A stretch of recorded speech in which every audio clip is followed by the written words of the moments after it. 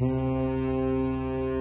first cargo vessel to leave Ukraine carrying a grain shipment has finally sailed from the Black Sea port of Odessa after being blockaded there since the Russian invasion began 5 months ago. Ukraine's government is calling it a day of relief, and the Kremlin has called the Razoni's departure very positive news. Russia and Ukraine make up nearly a third of the world's grain exports, and the conflict has worsened the global cost of living crisis, particularly for countries threatened by food shortages and hunger. A young engineer named Abdullah Jendi is aboard the vessel, which is bound for Lebanon. He's been sharing these images with Reuters.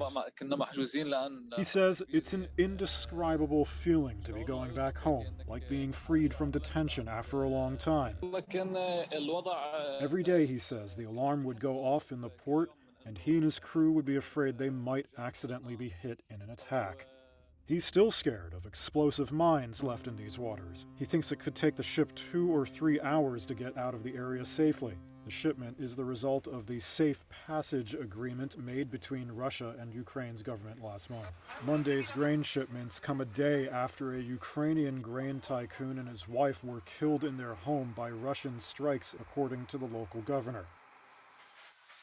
Video released by emergency services is said to show the aftermath. The United Nations is warning of multiple famines this year. Russia denies responsibility for the food crisis and blames Western sanctions for slowing exports, and it blames Ukraine for the mines. The Ukraine president's office has previously said that 17 ships are docked waiting departure on the Black Sea, with almost 600,000 tons of cargo, most of it grain.